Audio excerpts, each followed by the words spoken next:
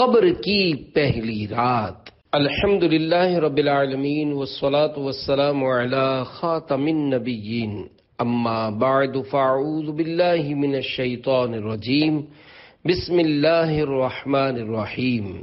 قبر کی پہلی رات۔ درود شریف کی فضیلت۔ اللہ پاک کے آخری نبی صلی اللہ تعالی علیہ وآلہ وسلم کا فرمان مغفرت نشان ہے۔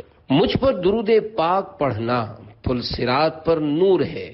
جو روز جمعہ مجھ پر 80 بار درود پاک پڑھے اس کے 80 سال کے گناہ معاف ہو جائیں گے۔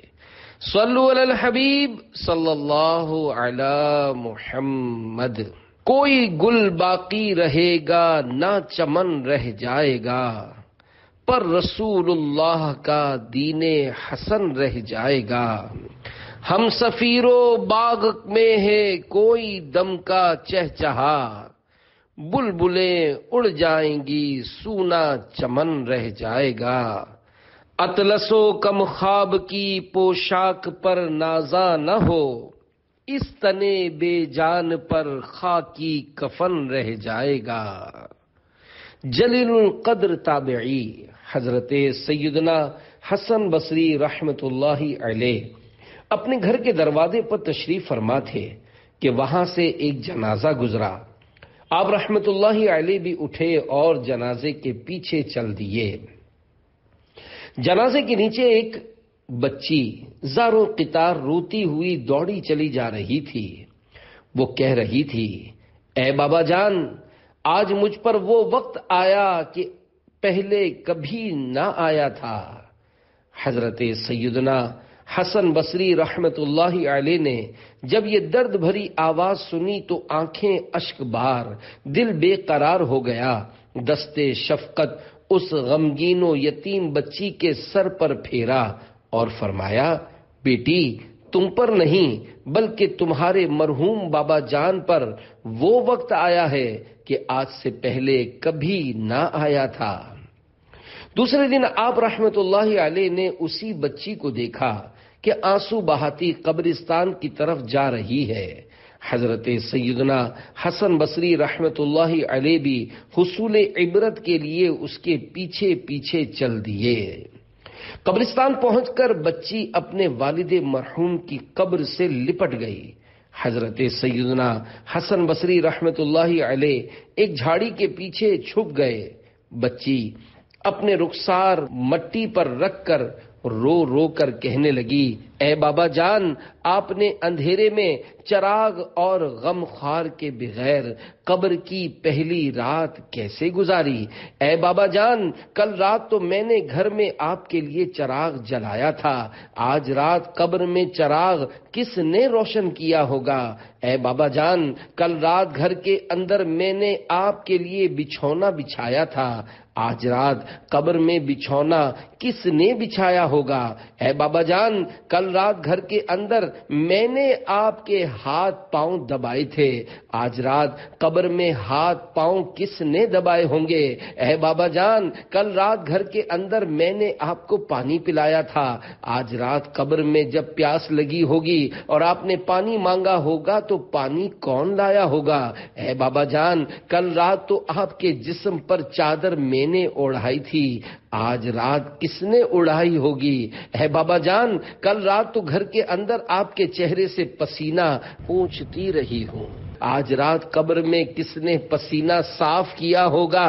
اے بابا جان، کل رات تک تو آپ جب بھی مجھے پکارتے تھے میں آ جاتی تھی، آج رات قبر میں آپ نے کسے پکارا ہوگا اور پکار سن کر کون آیا ہوگا؟ اے بابا جان، کل رات جب آپ کو بھوک لگی تھی تو میں نے کھانا پیش کیا تھا، آج رات جب قبر میں بھوک لگی ہوگی تو کھانا کس نے دیا ہوگا؟ اے بابا جان، کل رات تک تو میں آپ کے لیے طرح طرح کے کھانے پکاتی رہی ہوں، آج قبر کی پہلی رات کس نے پکایا ہوگا؟ حضرت سیدنا حسن بصری رحمت اللہ علیہ غم کی ماری اور دکھیاری بچی کی یہ درد بھری باتیں سن کر رو پڑے اور قریب آ کر فرمایا، اے بیٹی، اس طرح نہیں بلکہ یوں کہو، اے بابا جان، دفن کرتے وقت آپ کا چہرہ قبلہ رخ کیا گیا تھا، آیا اب بھی اسی حالت پر ہیں یا چہرہ دوسری طرف پھیر دیا گیا ہے؟ اے بابا جان، آپ کو صاف ستھرا کفن پہنا کر دفنایا گیا تھا، کیا اب بھی وہ صاف ستھرا ہی ہے؟ اے بابا جان، آپ کو قبر میں صحیح و سالم بدن کے ساتھ رکھا گیا تھا، آیا اب بھی جسم سلامت ہے یا اسے کیڑوں نے کھا لیا ہے؟ اے بابا جان، علماء فرماتے ہیں کہ قبر کی پہلی رات بندے سے ایمان کے بارے میں سوال کیا جائے گا تو کوئی جواب دے گا اور کوئی مایوس رہے گا، تو آپ نے اس سوال کا درست جواب دے دیا ہے یا ناکام رہے ہیں؟ اے بابا جان، علماء فرماتے ہیں کہ بعض مردوں پر قبر کشادگی کرتی ہے اور بعض پر تنگی، تو آپ پر قبر نے تنگی کی ہے یا کشادگی؟ اے بابا جان، علماء فرماتے ہیں کہ کسی میت کے کفن کو جنتی کفن سے اور کسی کے کفن کو جہنم کی آگ کے کفن سے بدل دیا جاتا ہے، تو آپ کا کفن آگ سے بدلا گیا یا جنتی کفن سے؟ اے بابا جان، علماء فرماتے ہیں کہ قبر کسی کو اس طرح دباتی ہے جس طرح ماں اپنے بچھڑے ہوئے لال کو فرتے شفقت سے سینے کے ساتھ چمٹا لیتی ہے، اور کسی کو غضبناک ہو کر اس قدر زور سے بھینچتی ہے کہ اس کی پسلیاں ٹوٹ پھوٹ کر ایک دوسرے میں پیوست ہو جاتی ہیں، تو قبر نے آپ کو ماں کی طرح نرمی سے دبایا یا پسلیاں توڑ پھوڑ ڈالی ہیں؟ اے بابا جان، علماء فرماتے ہیں کہ مردے کو جب قبر میں اتارا جاتا ہے تو وہ دونوں صورتوں میں پچھتاتا ہے۔ اگر وہ نیک بندہ ہے تو اس بات پر پچھتاتا ہے کہ اس نے نیکیاں زیادہ کیوں نہ کی، اور اگر گناہگار ہے تو اس پر کہ گناہ کیوں کیے۔ تو اے بابا جان، آپ نیکیوں کی کمی پر پچھتائے یا گناہوں پر؟ اے بابا جان، کل جب میں آپ کو پکارتی تھی تو مجھے جواب دیتے تھے، آج میں کتنی بد نصیب ہوں کہ قبر کے سرہانے کھڑی ہو کر پکار رہی ہوں، مگر مجھے آپ کے جواب کی آواز سنائی نہیں دیتی۔ اے بابا جان، آپ تو مجھ سے ایسے جدا ہوئے کہ قیامت تک دوبارہ نہیں مل سکتے۔ اے خدائے رحمان عز و جل، قیامت کے میدان میں مجھے اپنے بابا جان کی ملاقات سے محروم نہ کرنا۔ حضرت سیدنا حسن بصری رحمت اللہ علیہ کی یہ باتیں سن کر وہ بچی عرض گزار ہوئی، اے میرے سردار، آپ کے نصیحت آموز کلمات نے مجھے خواب غفلت سے بیدار کر دیا ہے۔ اس کے بعد وہ روتی ہوئی حضرت سیدنا حسن بصری رحمت اللہ علیہ کے ساتھ واپس لوٹ آئی۔ آنکھیں رو رو کے سجانے والے، جانے والے نہیں آنے والے، کوئی دن میں یہ سرا اوجڑ ہے، ارے او چھاؤنی چھانے والے، نفس میں خاک ہوا تو نہ مٹا، ہے میری جان کے کھانے والے، ساتھ لے لو مجھے میں مجرم ہوں، راہ میں پڑتے ہیں تھانے والے، ہو گیا دھک سے کلیجہ میرا، ہائے رخصت کی سنانے والے۔ صلو علی الحبیب صلی اللہ علی محمد۔ قبریں بظاہر یکساں مگر اندر، پیارے پیارے اسلامی بھائیوں، کبھی نہ کبھی تو قبرستان میں جانے کا آپ سبھی کو اتفاق ہوا ہوگا۔ کیا کبھی غور کیا کہ قبرستان کی سوگوار فضائیں، غمناک ہوائیں زبان حال سے اعلان کر رہی ہیں، اے دنیاوی زندگی پر مطمئن رہنے والو، تم سبھی کو ایک نہ ایک دن یہاں ویرانے میں قبر کے گہرے گڑھے کے اندر آ پڑنا ہے۔ یاد رکھیے، یہ قبریں جو اوپر سے ایک جیسی دکھائی دیتی ہیں، ضروری نہیں کہ ان کی اندرونی حالتیں بھی یکساں ہوں۔ جی ہاں، اس مٹی کے ڈھیر تلے دفن ہونے والا اگر کوئی نمازی تھا، رمضان المبارک کے روزے رکھنے والا تھا، سارا ماہ مبارک یا کم از کم آخری عشرہ مبارکہ کا اعتکاف کرنے والا تھا، ماہ رمضان کا عاشق و قدردان تھا، فرض ہونے کی صورت میں اپنی زکوٰۃ پوری ادا کرنے والا تھا، رزق حلال کمانے والا تھا، بقدر کفایت حلال روزی پر قناعت کرنے والا تھا، تلاوت قرآن کرنے والا تھا، تہجد، اشراق و چاشت اور اوابین کے نوافل ادا کرنے والا تھا، عاجزی کرنے والا تھا، حسن اخلاق کا پیکر تھا، شریعت کے مطابق ایک مٹھی تک داڑھی بڑھانے والا تھا، امامے کا تاج سر پر سجانے والا تھا، سنتوں کا مت والا تھا، ماں باپ کی فرما برداری کرنے والا تھا، بندوں کے حقوق ادا کرنے والا تھا، اللہ عز و جل اور اس کے پیارے محبوب صلی اللہ علیہ وآلہ وسلم کا چاہنے والا تھا، صحابہ کرام علیہم رضوان و اہل بیت عظام اور اولیاء کرام رحمہم اللہ السلام کا دیوانہ تھا۔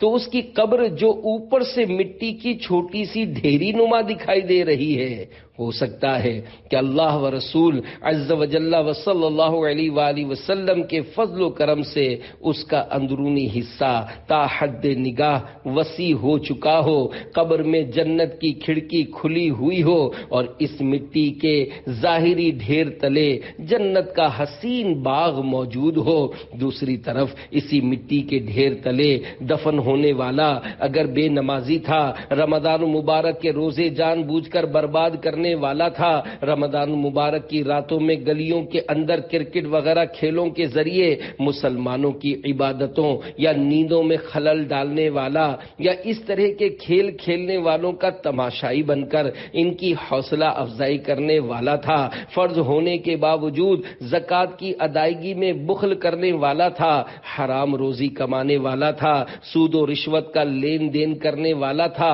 لوگوں کے قرضے دبا لینے والا تھا، شراب پینے والا تھا، جوا کھیلنے والا تھا، شراب و جوئے کے اڈے چلانے والا تھا، مسلمانوں کی بلا اجازت شرعی دل آزاریاں کرنے والا تھا، مسلمانوں کو ڈرا دھمکا کر بھتہ وصول کرنے والا تھا، تاوان کی خاطر مسلمانوں کو اغوا کرنے والا تھا، چوری کرنے والا تھا، ڈاکہ ڈالنے والا تھا، امانت میں خیانت کرنے والا تھا، زمینوں پر ناجائز قبضے کرنے والا تھا، بے بس کسانوں کا خون چوسنے والا تھا، اقتدار کے نشے میں بدمست ہو کر ظلم و ستم کی آندھیاں چلانے والا تھا، داڑھی منڈانے یا ایک مٹھی سے گھٹانے والا تھا، فلمیں ڈرامے دیکھنے دکھانے والا تھا، گانے باجے سننے سنانے والا تھا، گالی گلوچ، جھوٹ، غیبت، چغلی، تہمت و بدگمانی اور تکبر کا عادی تھا، ماں باپ کا نافرمان تھا، تو ہو سکتا ہے کہ مٹی کے اس پرسکون نظر آنے والے ڈھیر تلے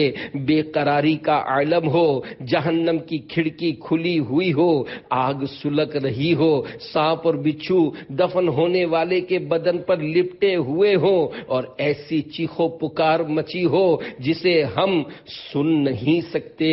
میرے آقا اعلی حضرت رحمت اللہ علیہ فرماتے ہیں، ہائے غافل وہ کیا جگہ ہے جہاں 5 جاتے ہیں 4 پھرتے ہیں، بائیں رستے نہ جا مسافر سن، مال ہے راہ مار پھرتے ہیں، جاگ سنسان بن ہے رات آئی، گرگ بہرے شکار پھرتے ہیں، نفس یہ کوئی چال ہے ظالم، جیسے خاصے بجار پھرتے ہیں۔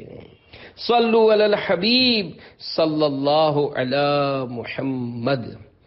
ایک دن مرنا ہے آخر موت ہے، اے عاشقان رسول ان قبرستانوں کی ویرانیوں کو دیکھیے اور غور کیجئے کہ کیا جیتے جی ہم میں سے کوئی کسی قبرستان میں ایک رات ہی تنہا گزار سکتا ہے؟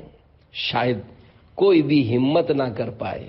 تو جب جیتے جی تنہا رہنے سے گھبراتے ہیں تو مرنے کے بعد جبکہ تمام دوست و احباب اور سارے عزیز و اقارب چھوٹ چکے ہوں گے، عقل سلامت ہوگی، سب کچھ دیکھ اور سن رہے ہوں گے، مگر ہلنے جلنے اور بولنے سے بھی قاصر ہوں گے، ایسے ہوش روبا حالات میں اندھیری قبر کے اندر تنہا کیوں کر رہ پائیں گے؟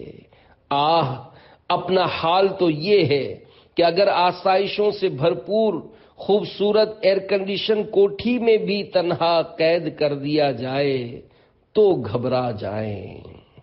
اندھیری رات ہے، غم کی گھٹا عصیاں کی کالی ہے، دل بے کس کا اس آفت میں آقا تو ہی والی ہے۔ اترتے چاند ڈھلتی چاندنی جو ہو سکے کر لے، اندھیرا پاک آتا ہے یہ 2 دن کی اجالی ہے۔ اندھیرا گھر اکیلی جان دم گھٹتا دل اکتاتا، خدا کو یاد کر پیارے وہ ساعت آنے والی ہے۔ نہ چونکا دن ہے ڈھلنے پر تیری منزل ہوئی کھوٹی، ارے او جانے والے نیند یہ کب کی نکالی ہے۔ رضا منزل تو جیسی ہے وہ ایک میں کیا سبھی کو ہے، تم اس کو روتے ہو یہ تو کہو یہاں ہاتھ خالی ہے۔ پیارے پیارے اسلامی بھائیوں، یقین مانیے قبرستان میں دفن ہونے والے آج ہمیں زبان حال سے نصیحت کر رہے ہیں، اے غافل انسانوں، یاد رکھو کل ہم بھی وہیں یعنی دنیا میں تھے جہاں آج تم ہو، اور کل تم بھی یہیں یعنی قبر میں آ پہنچو گے جہاں آج ہم ہیں۔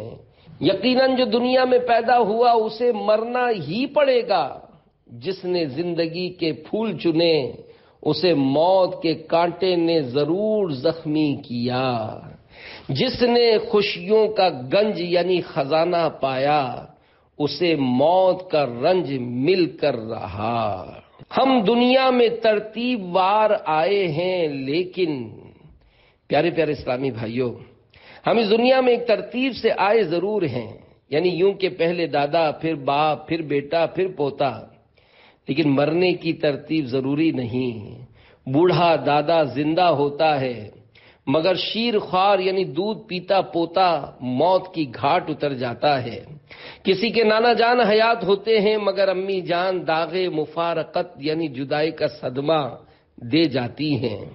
ہم میں سے کسی کے گھر سے اس کے بھائی کا جنازہ اٹھا ہوگا، کسی کی ماں نے نگاہوں کے سامنے دم توڑا ہوگا، کسی کے باپ نے موت کو گلے لگایا ہوگا، کسی کا جوان بیٹا حادثے کا شکار ہو کر موت سے ہم کنار ہوا ہوگا، کسی کی دادی جان ملک عدم یعنی قبرستان روانہ ہوئی ہوں گی، تو کسی کی نانی جان نے کوچ کی ہوگی۔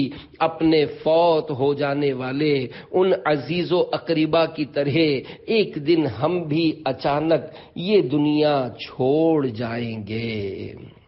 دلا غافل نہ ہو یکدم یہ دنیا چھوڑ جانا ہے، بغیچے چھوڑ کر خالی زمین اندر سمانا ہے۔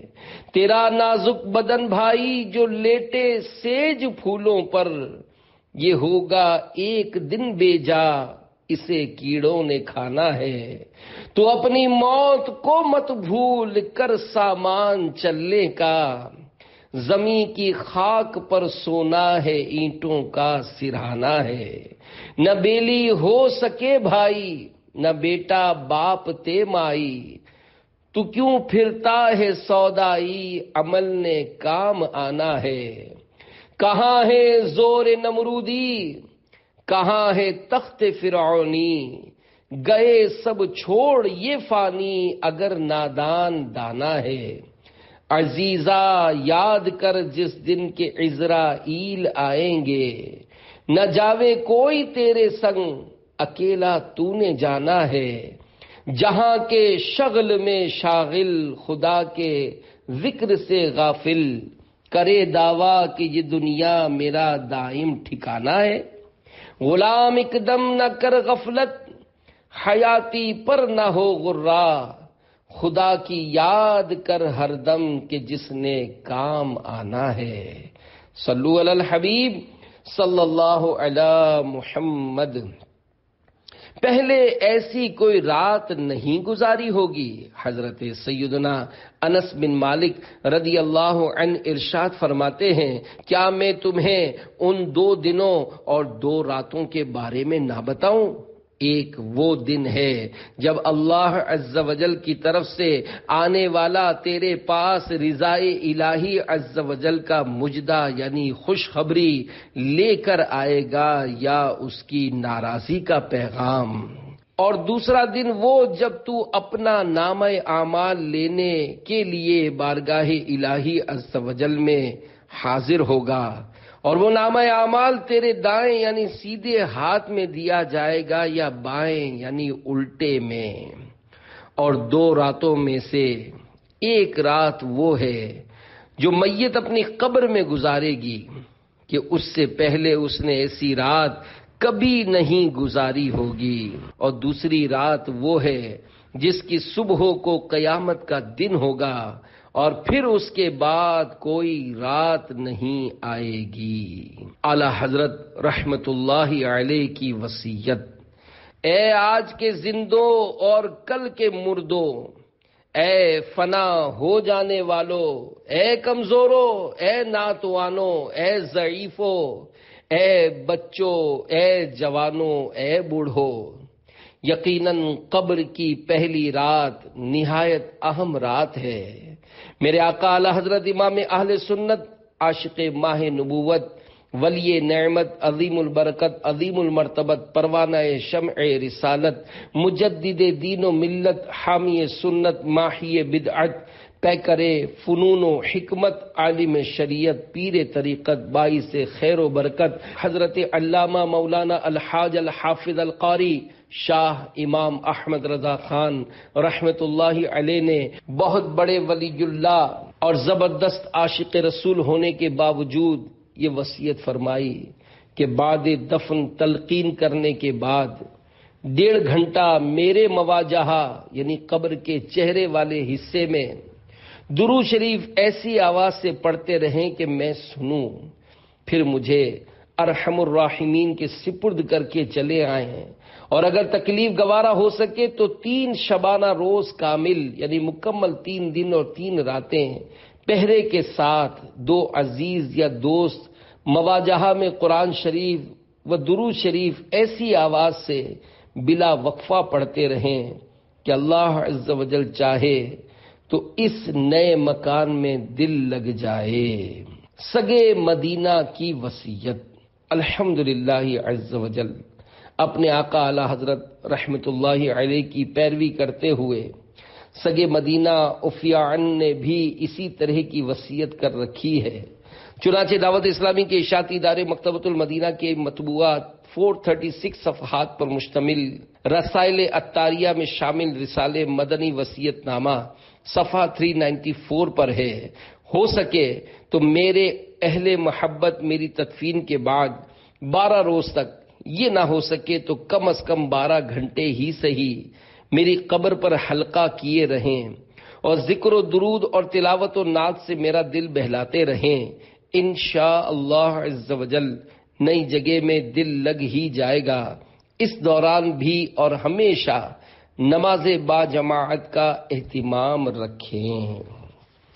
محبوب باری صلی اللہ علیہ وآلہ وسلم کی اشک باری، ہمارے بخشے بخشائے آقا، ہمیں بخشوانے والے پیارے پیارے مکی مدنی مصطفیٰ شافع یوم جزا صلی اللہ علیہ وآلہ وسلم کا قبر کے تعلق سے خوف خدا عز و جل ملاحظہ ہو۔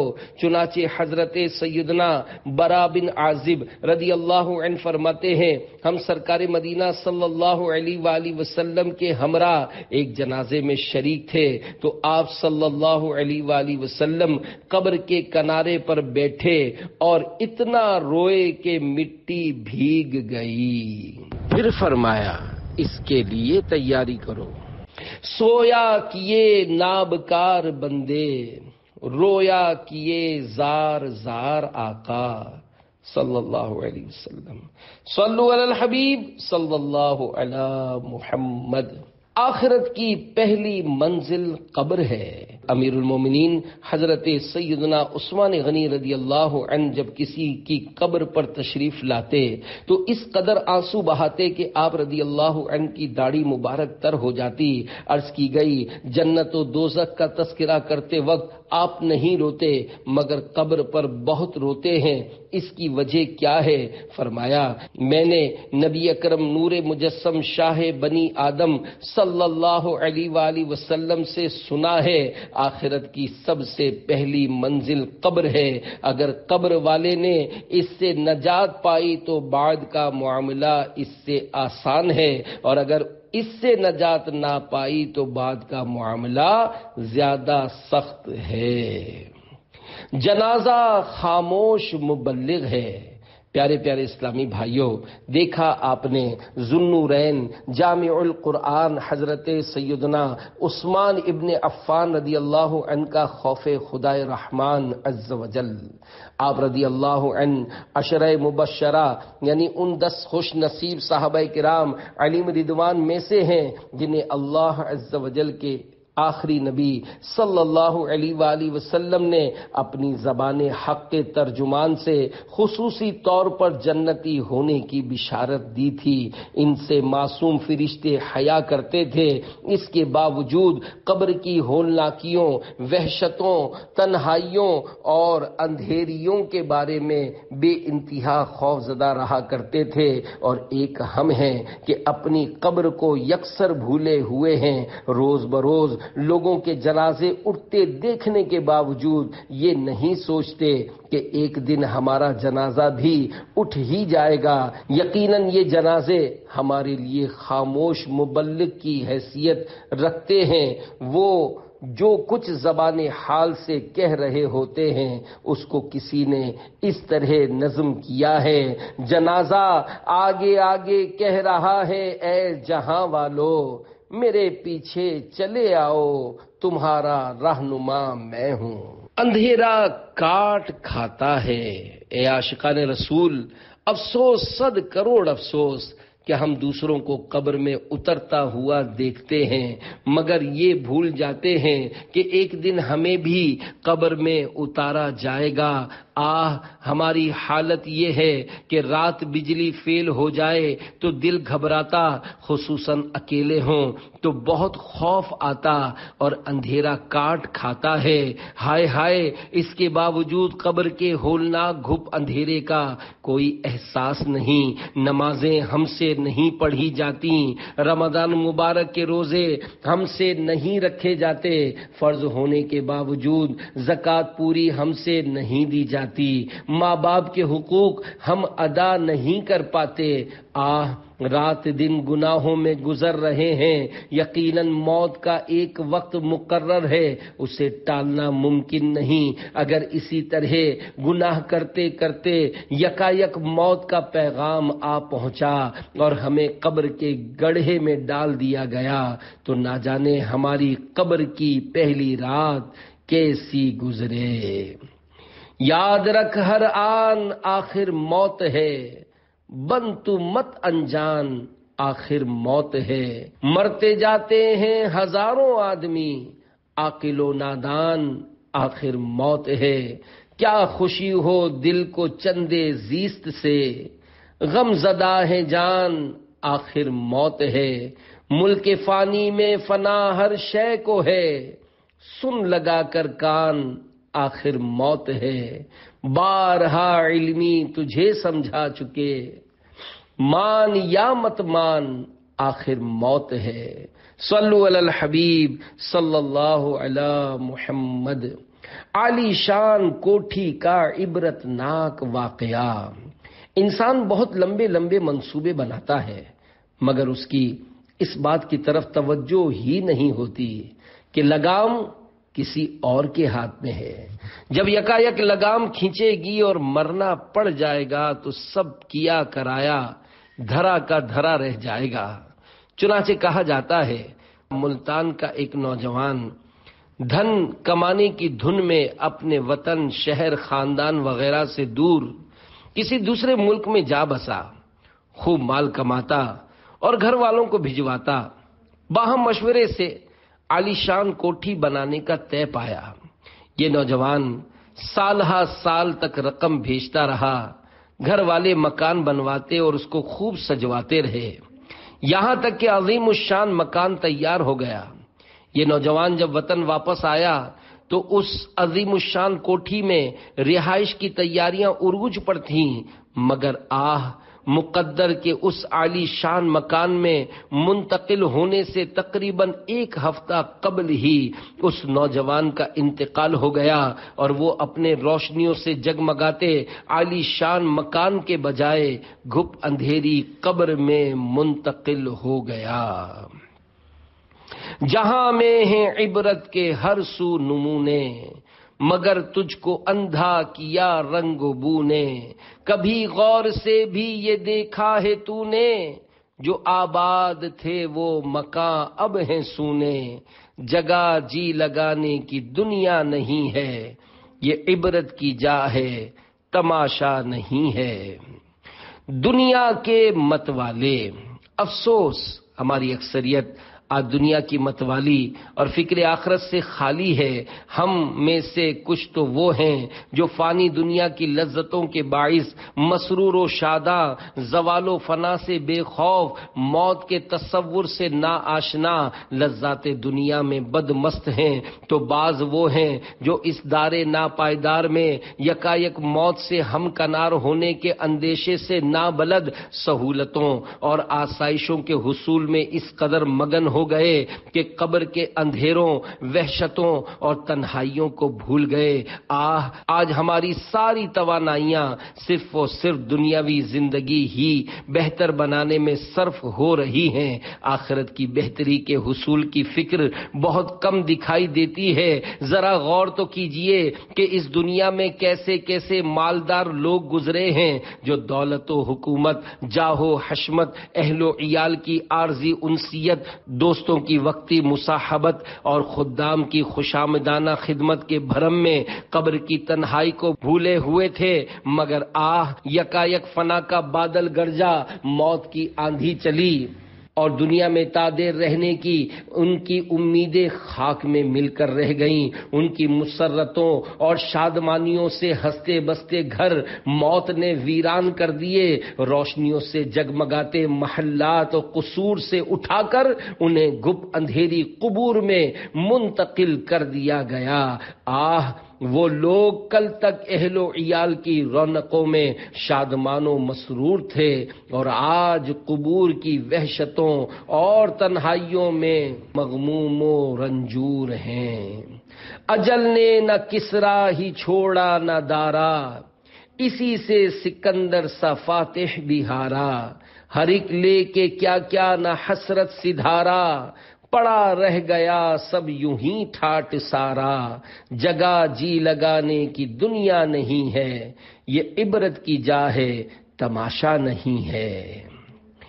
دنیا کا دھوکہ، افسوس ہے اس پر جو دنیا کی نئے رنگیاں دیکھنے کے باوجود بھی اس کے دھوکے میں مبتلا رہے اور موت سے یکسر غافل ہو جائے۔ واقعی جو دنیاوی زندگی کے دھوکے میں پڑ کر اپنی موت اور قبر و حشر کو بھول جائے اور اللہ تعالیٰ کو راضی کرنے کے لیے عمل نہ کرے، نہایت ہی قابل مذمت ہے۔ اس دھوکے سے ہمیں خبردار کرتے ہوئے ہمارا پروردگار عز و جل پارہ 22 سورۃ الفاطر کی آیت نمبر 5 میں ارشاد فرماتا ہے، یا ایھا الناس ان وعد اللہ حق فلا تغرنکم الحیاۃ الدنیا ولا یغرنکم باللہ الغرور۔ ترجمہ کنز ایمان، اے لوگو، بے شک اللہ عز و جل کا وعدہ سچ ہے، تو ہرگز تمہیں دھوکہ نہ دے دنیا کی زندگی، اور ہرگز تمہیں اللہ عز و جل کے حکم پر فریب نہ دے وہ بڑا فریبی یعنی شیطان۔ اے عاشقان رسول اور میرے پیارے پیارے اسلامی بھائیوں، یقیناً جو موت اور اس کے بعد والے معاملات سے صحیح معنوں میں آگاہ ہے وہ دنیا کی رنگینیوں اور اس کی آسائشوں کے دھوکے میں نہیں پڑ سکتا۔ کیا آپ نے کبھی کسی کو مرنے والے کی قبر میں رکھنے کے لیے فرنیچر تیار کرواتے ہوئے، قبر میں ایئر کنڈیشن لگواتے ہوئے، رقم رکھنے کے لیے تجوری بنواتے ہوئے، کھیلوں میں جیتے ہوئے کپ اور دنیاوی کامیابیوں کی اسناد سجانے کے لیے الماری بنواتے ہوئے دیکھا ہے؟ نہیں دیکھا ہوگا، اور یہ کام شرعاً درست بھی نہیں ہے۔ تو جب سب کچھ یہیں چھوڑ کر جانا ہے تو یہ ڈگریاں ہمارے کس کام کی؟ جس دولت کے لیے ساری زندگی محنت و مشقت کرتے ہیں وہ ہماری کیا مدد کرے گی؟ جس منصب کی بنا پر اکڑ فون کرتے رہے وہ آخر ہمارے کیا کام آئے گا؟ پیارے پیارے اسلامی بھائیوں، اب بھی وقت ہے، ہوش میں آئیے اور قبر و آخرت کی تیاری کر لیجئے۔ دنیا میں مسافر بن کر رہو۔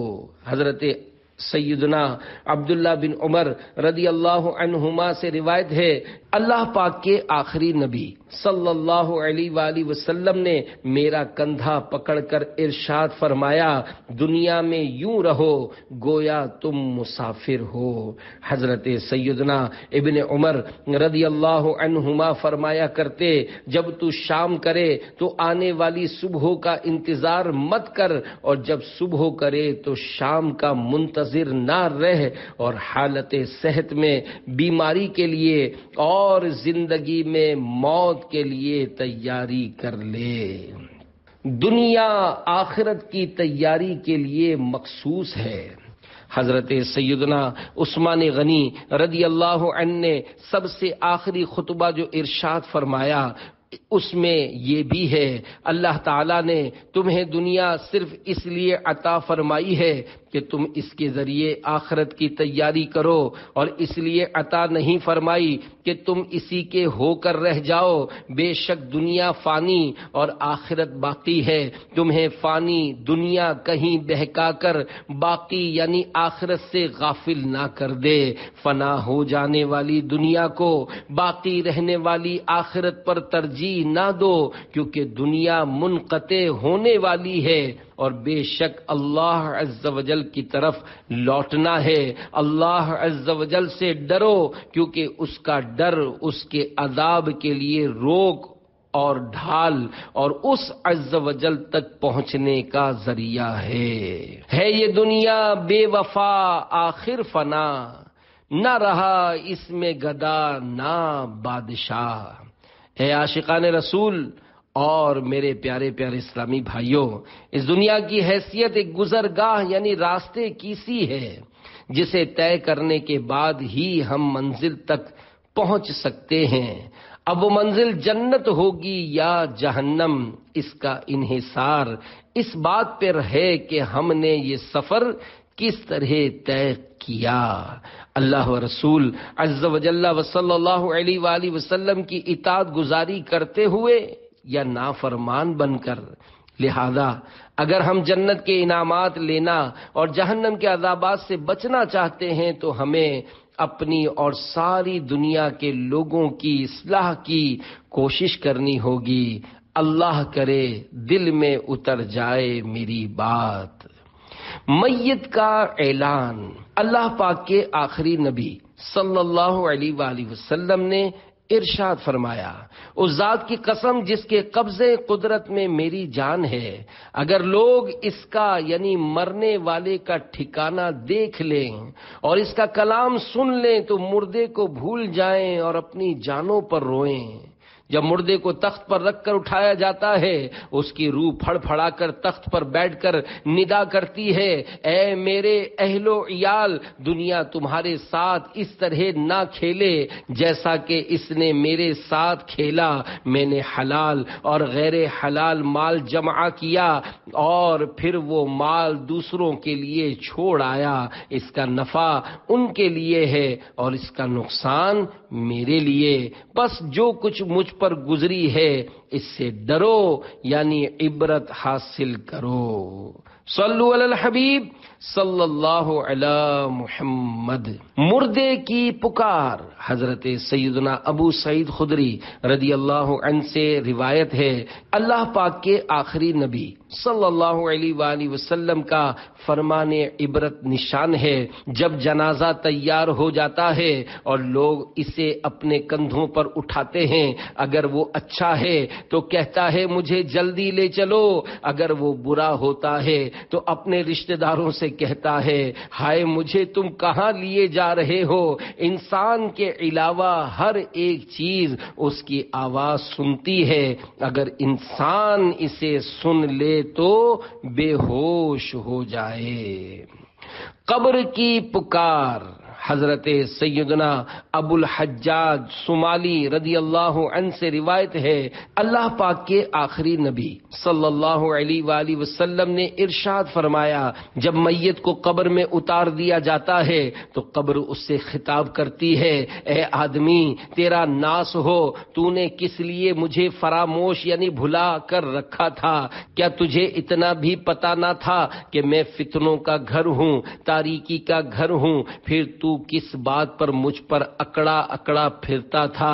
اگر وہ مردہ نیک بندے کا ہو تو ایک غیبی آواز قبر سے کہتی ہے، اے قبر اگر یہ ان میں سے ہو جو نیکی کا حکم کرتے رہے اور برائی سے منع کرتے رہے تو پھر تیرا سلوک کیا ہوگا؟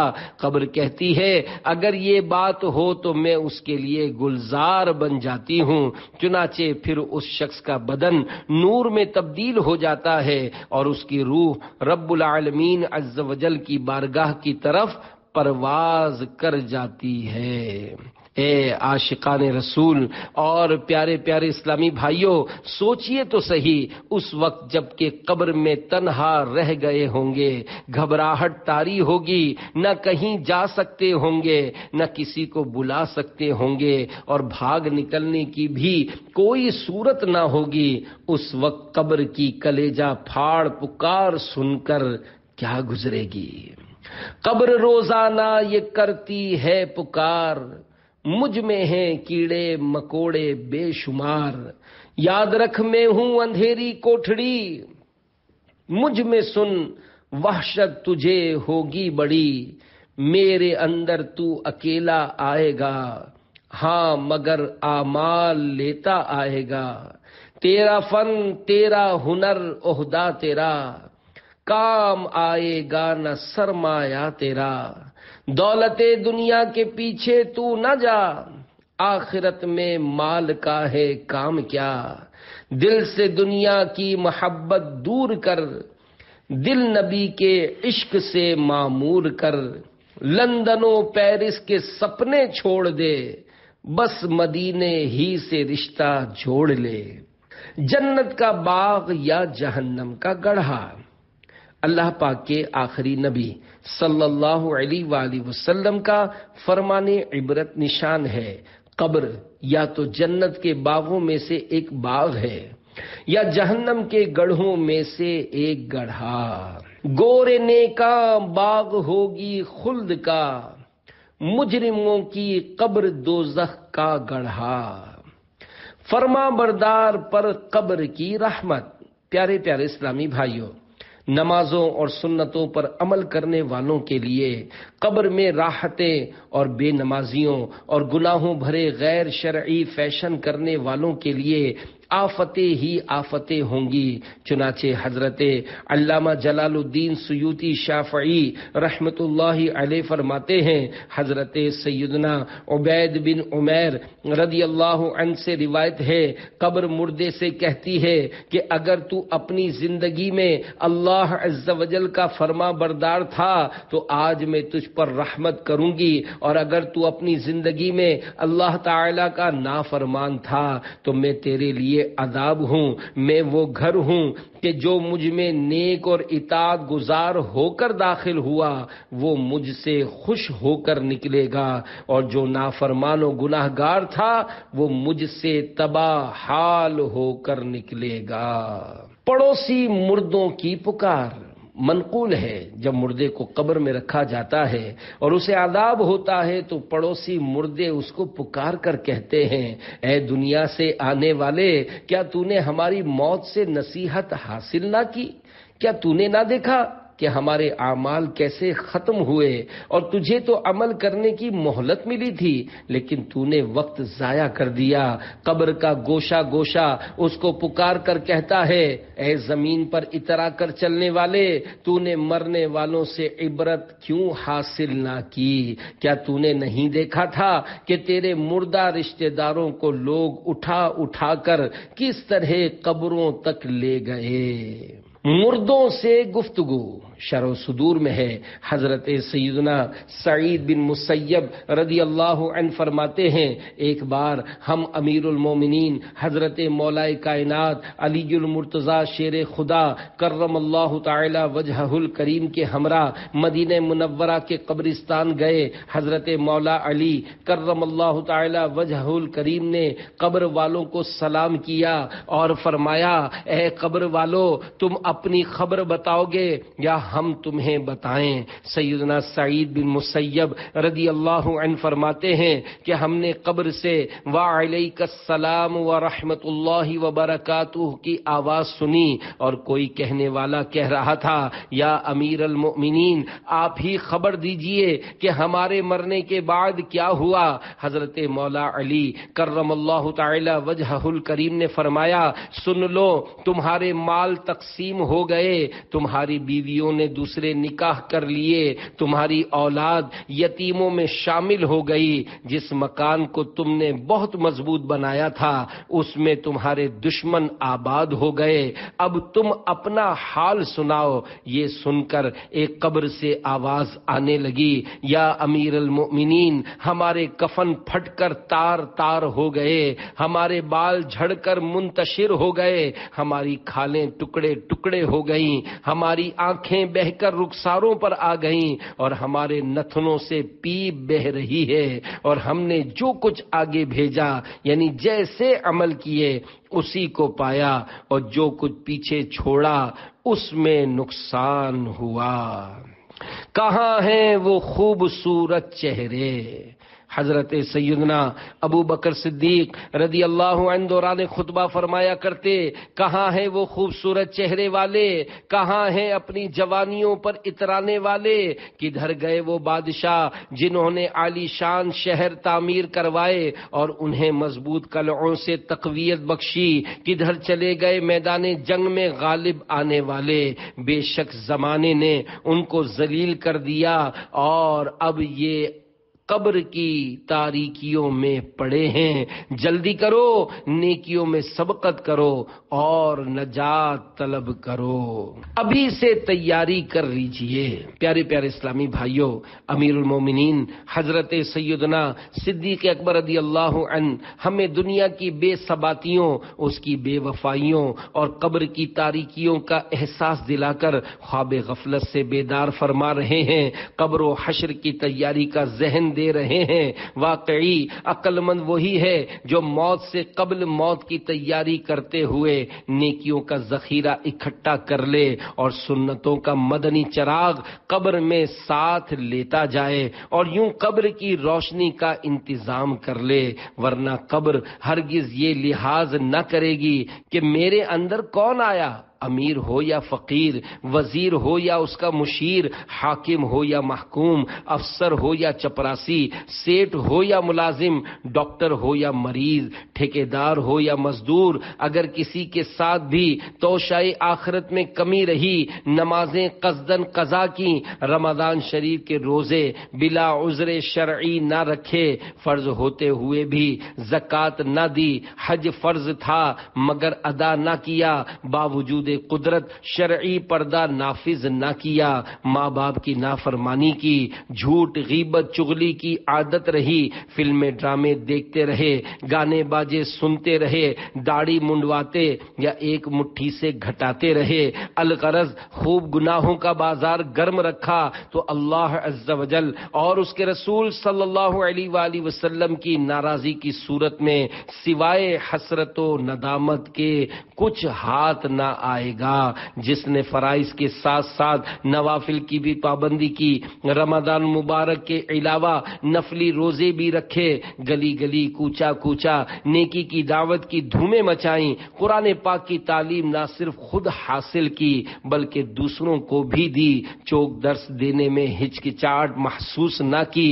گھر درس جاری کیا، سنتوں کی تربیت کے قافلوں میں ہر ماہ کم از کم 3 دن سفر کرنے کے ساتھ ساتھ دیگر مسلمانوں کو بھی اس کی رغبت دلائی، روزانہ نیک اعمال کا رسالہ پر کر کے ہر ماہ کی پہلی تاریخ کو اپنے ذمہ دار کو جمع کروایا۔ اللہ عز و جل اور اس کے پیارے رسول صلی اللہ علیہ وآلہ وسلم کے فضل و کرم سے ایمان سلامت لے کر دنیا سے رخصت ہوا تو انشاءاللہ عز و جل اس کی قبر میں حشر تک رحمتوں کا دریا موجیں مارتا رہے گا اور نور مصطفیٰ صلی اللہ علیہ وآلہ وسلم کے چشمے لہراتے رہیں گے، قبر میں لہرائیں گے تا حشر چشمے نور کے، جلوہ فرما ہوگی جب طلعت رسول اللہ کی۔ سنگر یعنی گلوکار دعوت اسلامی میں کیسے آیا؟ اے عاشقان رسول، بس ہر دم دعوت اسلامی کے ماحول سے وابستہ رہیے، انشاءاللہ عز و جل دونوں جہاں میں بیڑا پار ہوگا۔ آئیے آپ کی ترغیب و تحریض کے لیے ایک ایمان افروز مدنی بہار آپ کے گوش گزار کرتا ہوں۔ چنانچہ ملیر کراچی کے ایک اسلامی بھائی عمر تقریباً 27 سال کا بیان کچھ یوں ہے کہ مجھے بچپن میں نعتیں پڑھنے کا شوق تھا، گھریلو فنکشنز یعنی تقاریب میں بھی کبھی کبھار فرمائشی گانا گا لیتا، آواز اچھی ہونے کے سبب خوب داد ملتی جس سے میں پھول پڑتا۔ جب تھوڑا بڑا ہوا تو گٹار ایک آلہ موسیقی سیکھنے کا شوق چرایا، پھر میں نے باقاعدہ گانا سیکھنے کے لیے اکیڈمی میں داخلہ لے لیا۔ کئی سال تک سیکھنے کے بعد میں نے گانے کے مقابلوں میں حصہ لینا شروع کر دیا، کئی ٹی وی چینلز پر بھی گایا، وقت کے ساتھ ساتھ شہرت بھی ملتی گئی۔ پھر مجھے دبئی کے بہت بڑے شو یعنی پروگرام میں شرکت کا موقع ملا، وہاں سے ہند چلا گیا جہاں تقریباً 6 ماہ تک گانے کے مختلف مقابلوں میں حصہ لیا، بڑے بڑے فنکشنز اور فلموں میں گانا گایا اور کافی نام و مال کمایا۔ پھر گلوکاروں کی ٹیم کے ساتھ دنیا کے مختلف ممالک میں گیا، جن میں کینیڈا، ٹورنٹو، وینکوور، امریکہ کے 10 states, Chicago, Los Angeles, San Francisco وغیرہ، انگلینڈ، لندن میں گیا۔ پھر کچھ عرصے کے لیے وطن آیا تو اہل خانہ اور محلے داروں نے بڑی پذیرائی کی، اگرچہ نفس کو اس سے بڑا مزہ آیا مگر دل کی دنیا بے سکون تھی، کچھ کمی سی محسوس ہو رہی تھی۔ دل روحانیت کا طلبگار تھا، نماز کے لیے مسجد میں آنا جانا ہوا تو وہاں پر عشاء کی نماز کے بعد ہونے والے درس فیضان سنت میں شرکت کی سعادت ملی، درس اچھا لگا، لہذا میں کبھی کبھار اس میں بیٹھنے لگا، مگر دل و دماغ پر بار بار ملک سے باہر جانے، خوب گانے سنانے، دھن دولت کمانے اور شہرت پانے کا بھوت سوار تھا۔ درس کے بعد اسلامی بھائی مجھ پر جو ہی انفرادی کوشش شروع کرتے میں ٹال مٹول کر کے نکل جاتا۔ ایک رات سویا تو خواب میں دعوت اسلامی کے ایک مبلغ کی زیارت ہوئی جو بلند جگہ پر کھڑے مجھے اپنے پاس بلا رہے تھے، گویا کہ مجھے گناہوں کے دلدل سے نکلنے پر ابھار رہے تھے۔ جب صبح اٹھا تو اپنے موجودہ انداز زندگی پر کچھ دیر غور و فکر کیا مگر گناہوں بھری حالت ہی رہی۔ کچھ عرصے بعد میں نے ایک اور خواب دیکھا جس نے مجھے ہلا کر رکھ دیا۔ کیا دیکھتا ہوں کہ میں مر چکا ہوں اور میری لاش کو غسل دیا جا رہا ہے۔ پھر میں نے خود کو برزخ میں پایا۔ اس وقت میں نے اپنے آپ کو ایسا بے بس محسوس کیا کہ کبھی نہ کیا تھا۔ اب میں نے خود سے کہا تم بہت مشہور ہونا چاہتے تھے، دیکھ لی اپنی اوقات۔ صبح جب آنکھ کھلی تو میں پسینے میں نہایا ہوا تھا اور میرا بدن تھر تھر کانپ رہا تھا اور یوں لگ رہا تھا گویا ایک اور موقع دیتے ہوئے مجھے دوبارہ دنیا میں بھیج دیا گیا ہو۔ اب میرے سر سے گانا گانے کا بھوت مکمل طور پر اتر چکا تھا۔ میں نے گناہوں سے سچی توبہ کی اور عزم مصمم کر لیا کہ آئندہ کسی صورت میں گانا نہیں گاؤں گا۔ جب گھر والوں کو اس بات کا پتہ چلا تو انہوں نے سخت مزاحمت کی، مگر اللہ و رسول عز و جل و صلی اللہ علیہ وآلہ وسلم کے کرم سے میرا مدنی ذہن بن چکا تھا، لہذا میں اپنے فیصلے پر قائم رہا۔ مجھے خواب میں دوبارہ اسی مبلغ دعوت اسلامی کی زیارت ہوئی، انہوں نے میری حوصلہ افزائی فرمائی۔ اللہ تعالیٰ کے اس ارشاد مبارک والذین جاہدوا فینا لنہدینہم سبلنا وَإِنَّ اللَّهَ لَمَعَ الْمُحْسِنِينَ۔ ترجمہ کنز ایمان، اور جنہوں نے ہماری راہ میں کوشش کی ضرور ہم انہیں اپنے راستے دکھا دیں گے، اور بے شک اللہ عز و جل نیکوں کے ساتھ ہے۔ کہ مصداق مجھے دعوت اسلامی میں استقامت ملتی چلی گئی، میں نے نمازوں کی پابندی شروع کر دی، اپنے چہرے پر داڑھی شریف سجا لی اور اپنے سر پر امامہ سجا لیا۔ پہلے میں گانوں کے اشعار پڑھا کرتا تھا، اب مکتبۃ المدینہ سے شائع ہونے والی کتب و رسائل کا مطالعہ کرنا میرا معمول تھا۔ ایک رات کوئی کتاب پڑھتے پڑھتے جب سویا تو میری قسمت انگڑائی لے کر جاگ اٹھی اور مجھے خواب میں اپنے آقا و مولا صلی اللہ علیہ وآلہ وسلم کی زیارت نصیب ہو گئی، جس پر میں اپنے رب عز و جل کا جتنا بھی شکر کروں کم ہے۔ اس سے میرے دل کو بڑی ڈھارس ملی۔ پھر مفتی دعوت اسلامی حضرت علامہ حافظ مفتی محمد فاروق عطاری مدنی رحمت اللہ علیہ کی قبر مبارک مسلسل برسات کی وجہ سے جب کھلی تو ان کے صحیح سلامت بدن، تازہ کفن، سبز سبز امامے اور زلفوں کے جلوے دیکھ کر میں خوشی سے جھوم اٹھا کہ دعوت اسلامی کے وابستگان پر اللہ و رسول عز و جل و صلی اللہ علیہ وآلہ وسلم کا کیسا کرم و احسان ہے۔ مدنی کام کرتے کرتے کل کا گلوکار جنید شیخ ماحول کی برکت سے آج کا مبلغ و نعت خواں بن گیا۔ الحمدللہ تادم تحریر مجھے دعوت اسلامی کی ذیلی مشاورت کے خادم یعنی نگران کی حیثیت سے مسجد اور بازار میں فیضان سنت کا درس دینے، فجر کے لیے جگانے، علاقائی دورہ برائے نیکی کی دعوت کرنے کی سعادت حاصل ہے۔ اللہ عز و جل مجھے مرتے دم تک مدنی ماحول میں استقامت نصیب فرمائے، آمین بجاہ النبی الامین صلی اللہ علیہ وآلہ وسلم۔ 99 اسماء الحسنہ کی خواب میں ترغیب۔ اے عاشقان رسول اور میرے پیارے پیارے اسلامی بھائیوں، دنیا کے مشہور و معروف سابق گلوکار سنگر جنید شیخ نے یہ مدنی بہار لکھوا دینے کے کچھ دن بعد سگے مدینہ عفیہ ان کو بتایا کہ الحمدللہ عز و جل حال ہی میں مجھے پھر ایک بار سرکار نامدار صلی اللہ علیہ وآلہ وسلم کا دیدار ہوا، جس میں اللہ عز و جل کے اسماء الحسنہ یاد کرنے کا اشارہ ملا۔ الحمدللہ عز و جل وہ میں نے یاد کر لیے ہیں۔ پیارے پیارے اسلامی بھائیوں، سبحان اللہ عز و جل، یوں تو حدیث پاک میں 99 اسماء الحسنہ یاد کرنے کی فضیلت موجود ہے، مگر خوش نصیبی کی معراج کہ آقا صلی اللہ علیہ وآلہ وسلم نے خواب میں تشریف لا کر اپنے دیوانے کو خصوصیت کے ساتھ اس کی ترغیب ارشاد فرمائی۔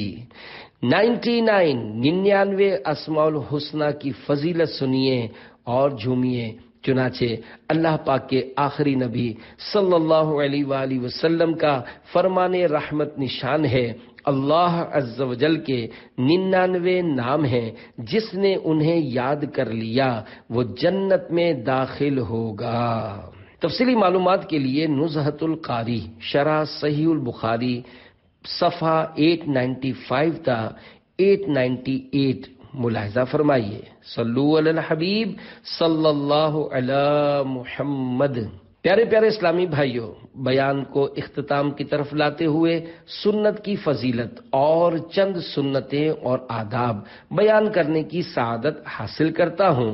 اللہ پاک کے آخری نبی صلی اللہ علیہ وآلہ وسلم کا فرمان جنت نشان ہے، جس نے میری سنت سے محبت کی اس نے مجھ سے محبت کی، اور جس نے مجھ سے محبت کی وہ جنت میں میرے ساتھ ہوگا۔ سنتیں عام کریں، دین کا ہم کام کریں، نیک ہو جائیں مسلمان مدینے والے۔ صلو علی الحبیب صلی اللہ علی محمد۔ سنتوں بھرا لباس پہنو کے 17 حروف کی نسبت سے لباس کے بارے میں 17 سنتیں اور آداب۔ 3 فرامین مصطفیٰ صلی اللہ علیہ وآلہ وسلم۔ نمبر 1، جن کی آنکھوں اور لوگوں کے ستر کے درمیان پردہ یہ ہے کہ جب کوئی کپڑے اتارے تو بسم اللہ کہہ لے۔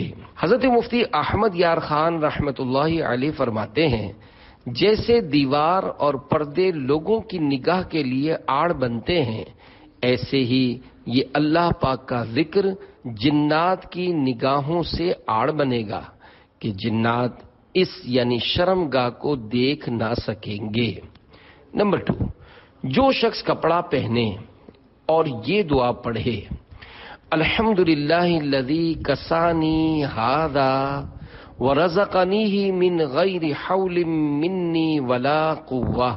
ترجمہ، تمام تعریفیں اللہ پاک کے لیے جس نے مجھے یہ کپڑا پہنایا اور میری طاقت و قوت کے بغیر مجھے عطا کیا، تو اس کے اگلے پچھلے گناہ معاف ہو جائیں گے۔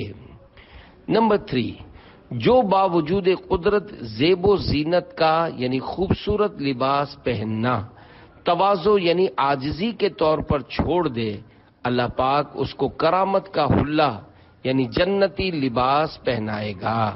نمبر 4، مالدار اگر اللہ پاک کی نعمت کے اظہار کی نیت سے شرعی خرابی سے پاک عمدہ لباس پہنے تو ثواب کا حقدار ہے۔